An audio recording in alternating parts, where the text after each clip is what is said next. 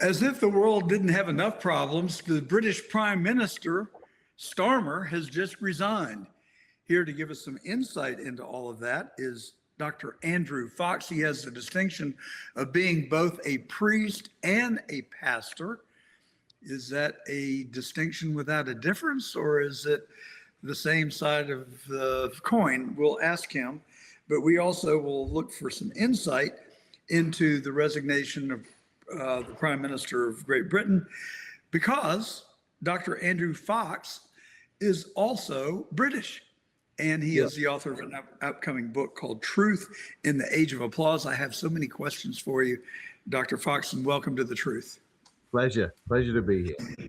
So your book, I don't know if it violates our trademark or not, but it's called Truth in the Age of Applause. What you trying to convey with that title? Exactly what it says. The parenthesis of that title is how stupidity is ruining the American dream.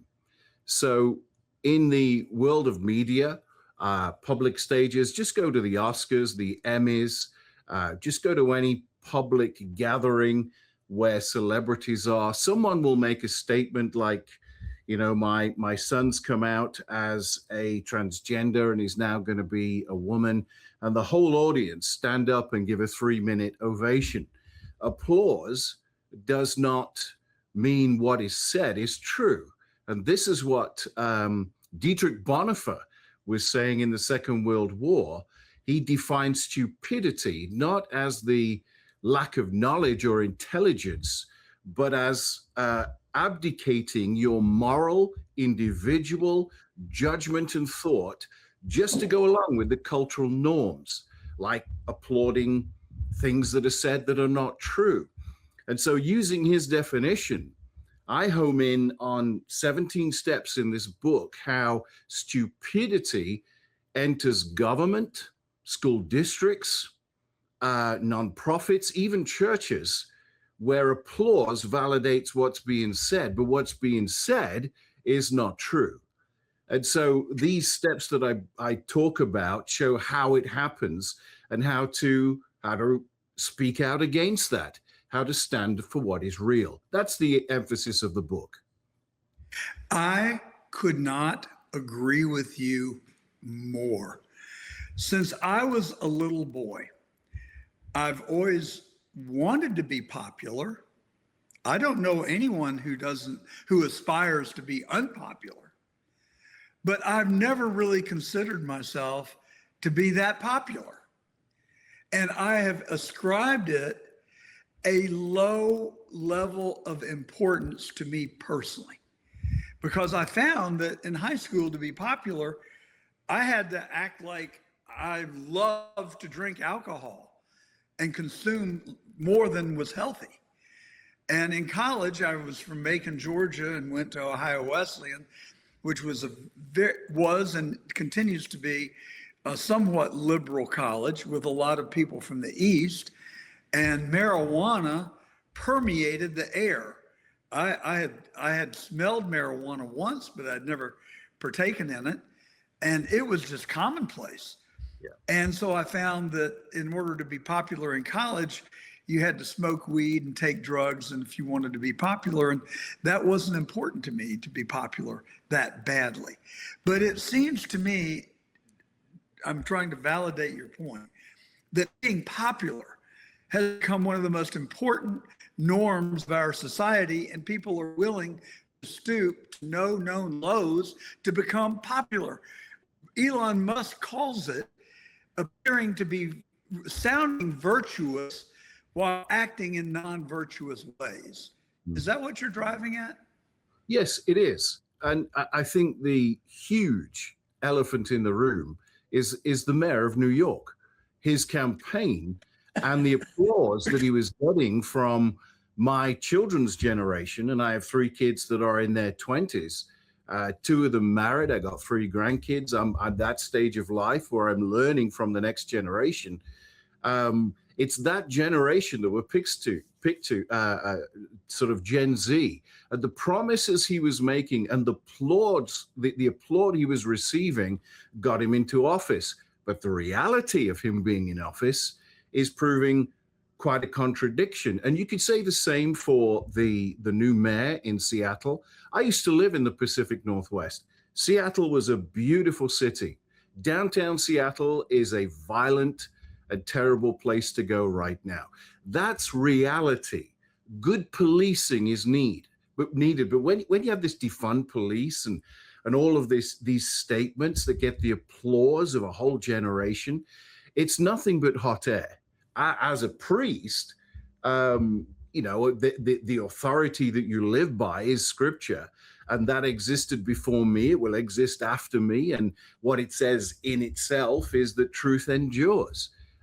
Apply that to just simple things of gender.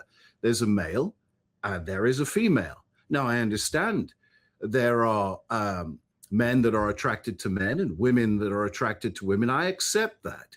But this transgenderism, to say I am a woman when you're a man, look, an atheist physician will tell you the science defies what you're saying. It's not true. And so all these subjects, all these current agendas that are being jammed down our throat, they do not deserve applause. And if they get them, it doesn't validate the truth, as you say.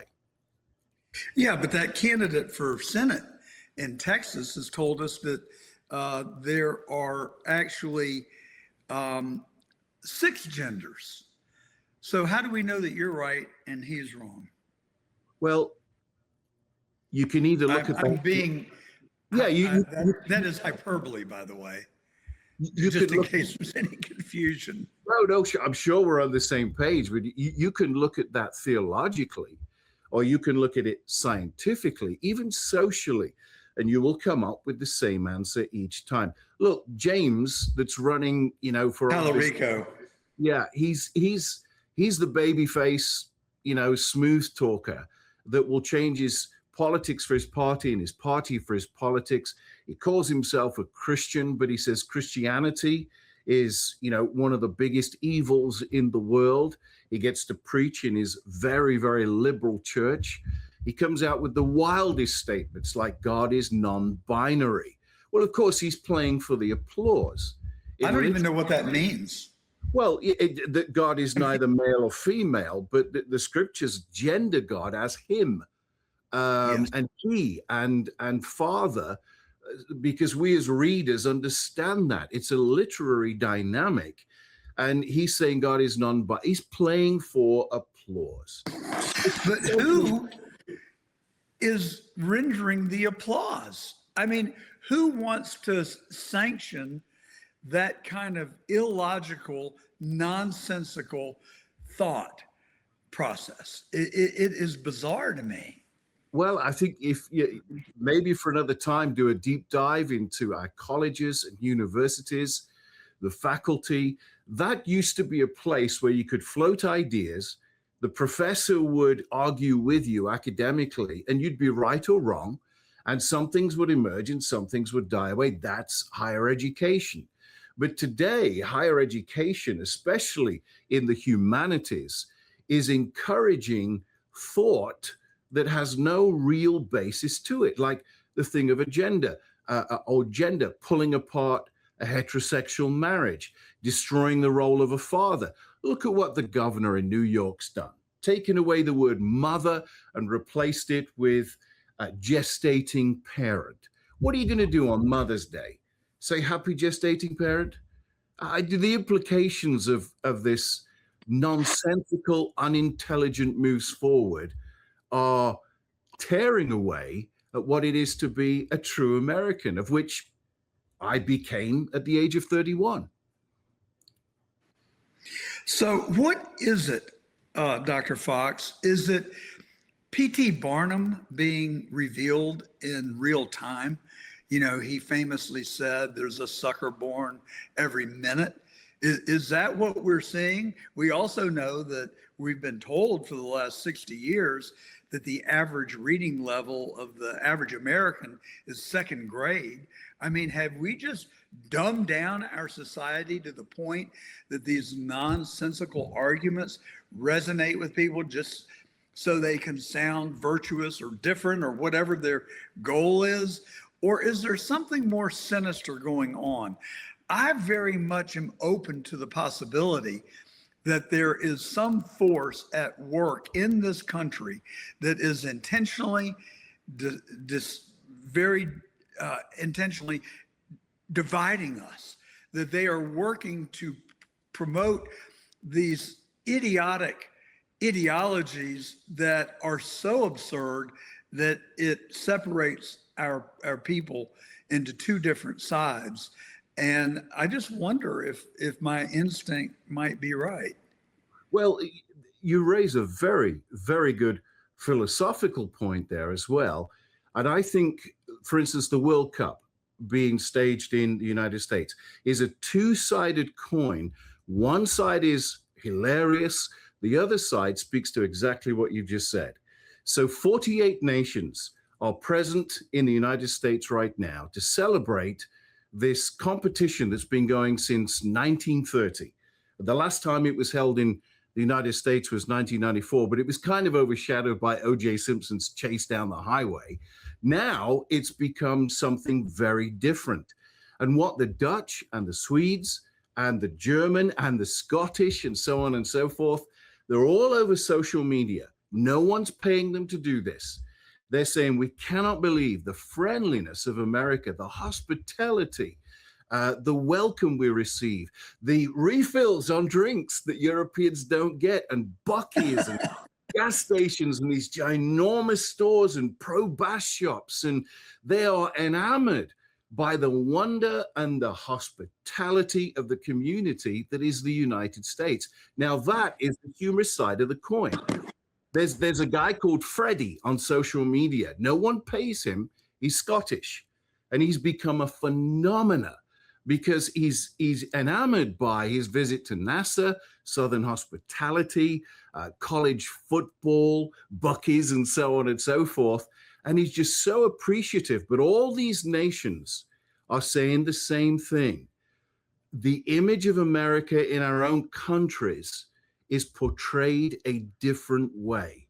So they all came thinking it's about visa issues, it's about immigration, it's about policing, it's about trouble and security. They get here and they find the image that's been created for them is not true. No one in these 48 countries are saying we see the Islamic faith everywhere and it's taking over America. No, they're not saying that. And so we've got a fun thing to look at that for the past 26 years, I've been living in the United States. It's a great place to live. You cannot make it here. You'll never make it anywhere. The What other part side, of the country do you live? I live heard in you say Austin, you were in- Texas.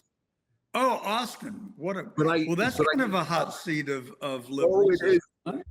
Oh, it is. And I get a lot of hate mail, believe you me. And, but I hail from Nottingham, Robin Hood country in the UK.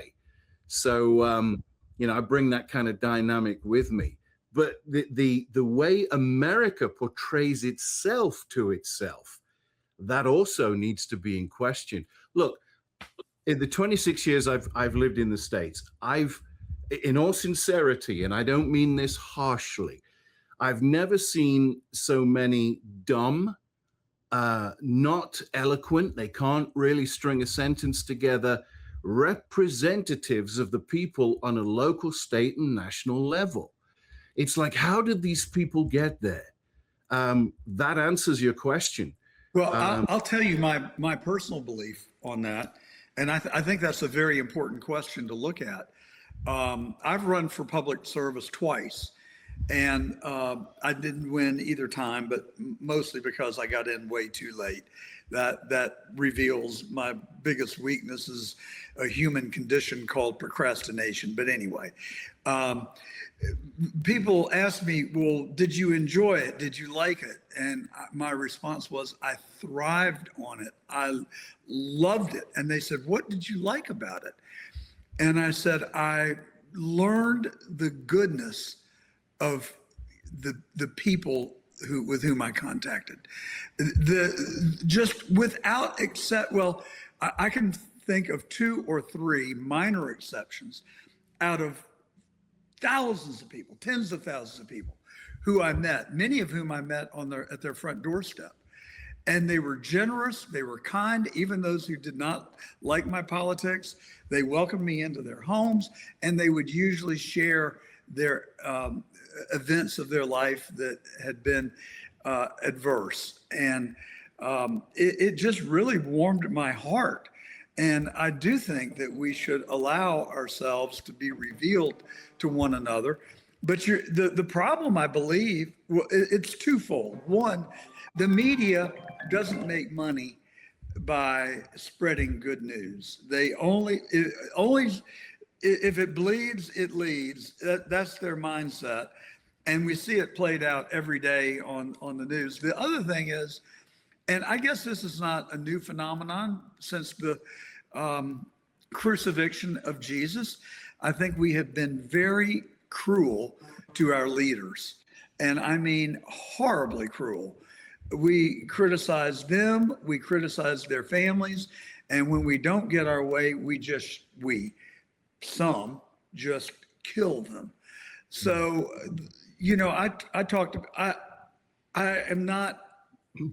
I live in a very affluent part of the country in Palm Beach, Florida. And people ask me all the time, why do you allow yourself to be put in this position? Why do you do this? And I said, because I care about our country, I care about my kids, and I care about my grandkids. They want nothing to do with it because they've seen how horribly we treat our leaders. So I think some of the blame actually does fall back on the people.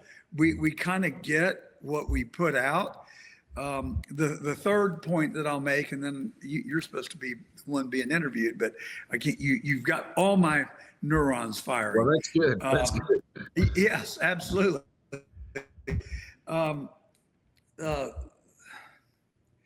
Well, I lost my train of thought. There was a third point that I was going to make, but anyway, you can respond. Well, destroying your leaders. Okay, in Great Britain, the Prime Minister, Sir Keir Starmer, has just resigned. Yes. I think there's valid reasons why he should have resigned personally, but in the bigger scheme of things, Great Britain has had 7 prime ministers in 10 years. That weakens the nation. So something is amiss there. Either the people refuse to be led, the people cannot be led, or it's like you say, we elect someone into power, and he won by quite a landslide.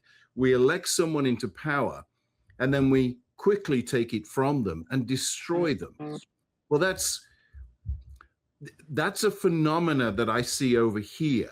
The people have elected our current president of the United States.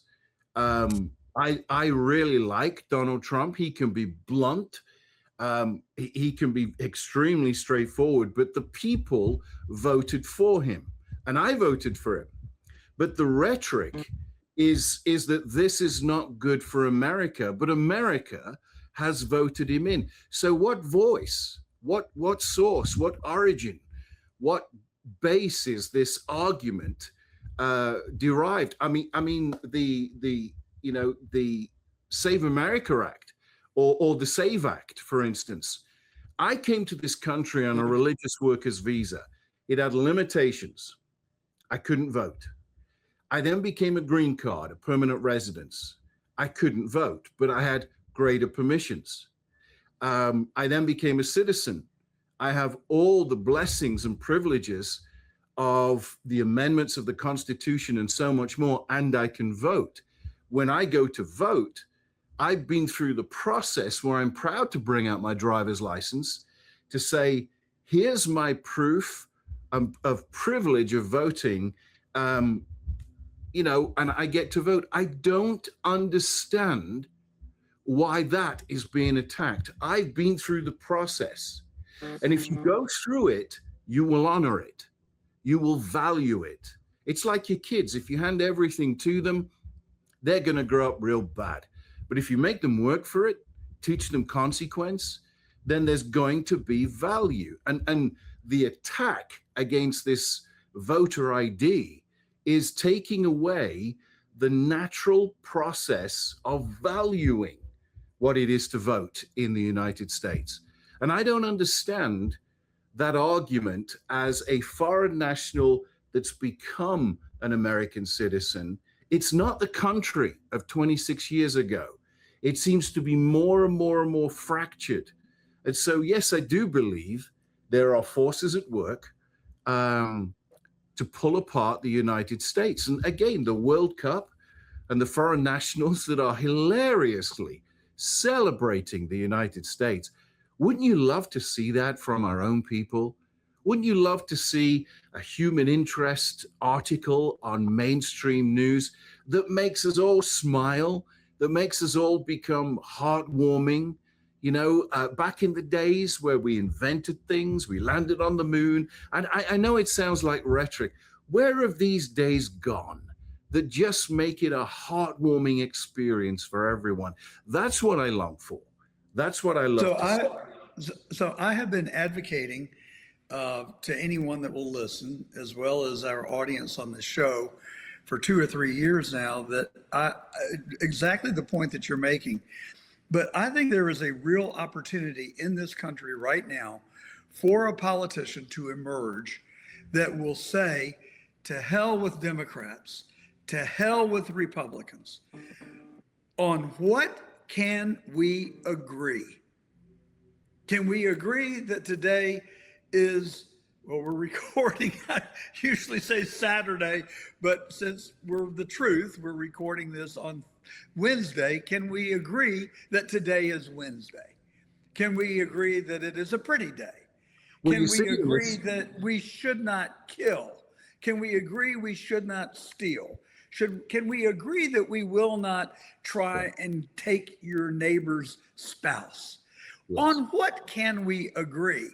I suspect that if we started making a list, it would be a very, very long list, and it would overshadow the fact that someone is white versus someone who is black versus someone who is Islamic.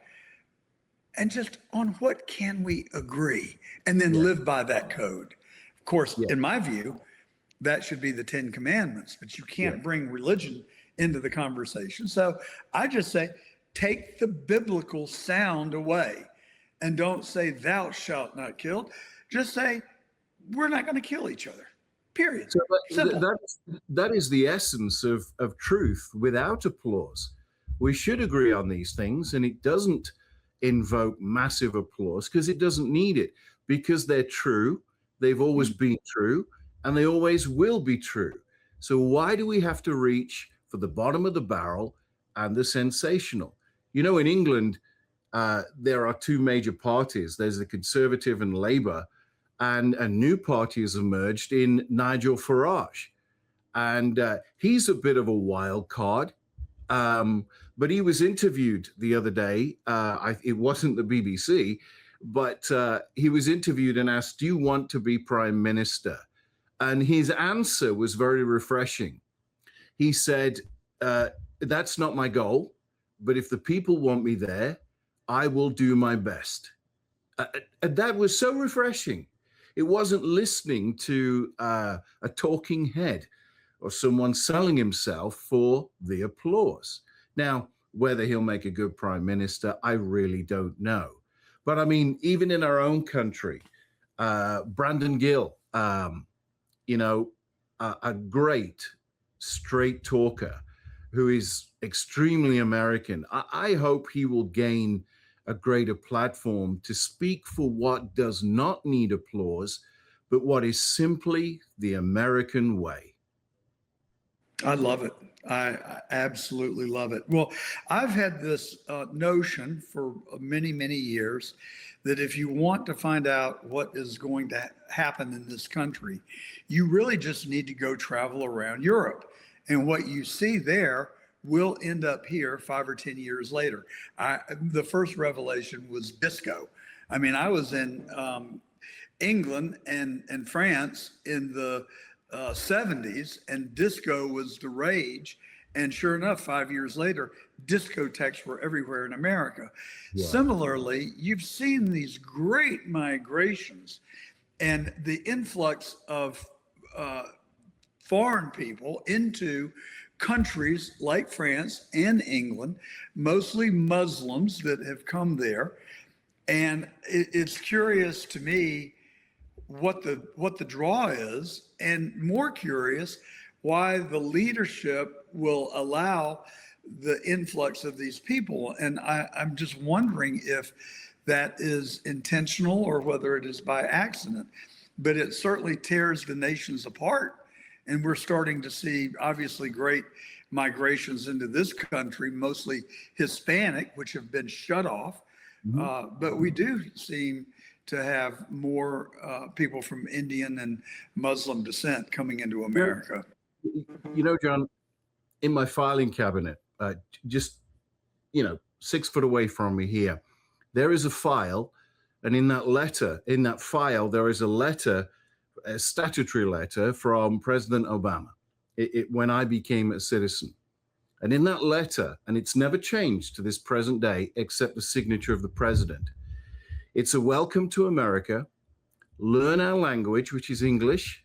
It's clearly stated, pay your taxes, contribute to the community, practice your faith, raise your family here, work here, participate in the great experiment that it's called, the United States. And there is a paragraph of obligations of what it is to be a citizen.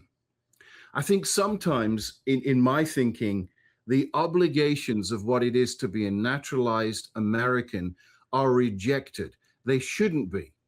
When you are a naturalized American, and otherwise you were born in another country, there are obligations that come with this step.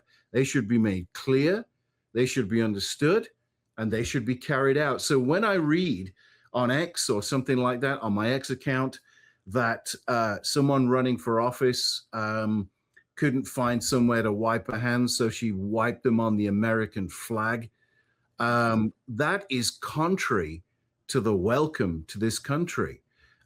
In that welcome letter, it never states you can bring your national flag. Never. I'm British at the core, but I'm an American citizen, and I fly the American flag outside my house. I will never fly the British flag outside my house because it's not Great Britain. Now, on the inside of my house, on my office wall, I've got a flag framed from 1952 that's British, but that's private in my house here. And so the idea that you can celebrate your traditions and customs and bring them with you must not overrun, we pledge allegiance to the flag of the United States and what that means.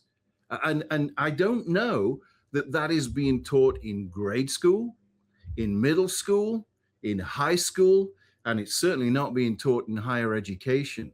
I guarantee if you just did an interview or a survey amongst high schoolers, most of them wouldn't know the rich heritage of the United States. They wouldn't.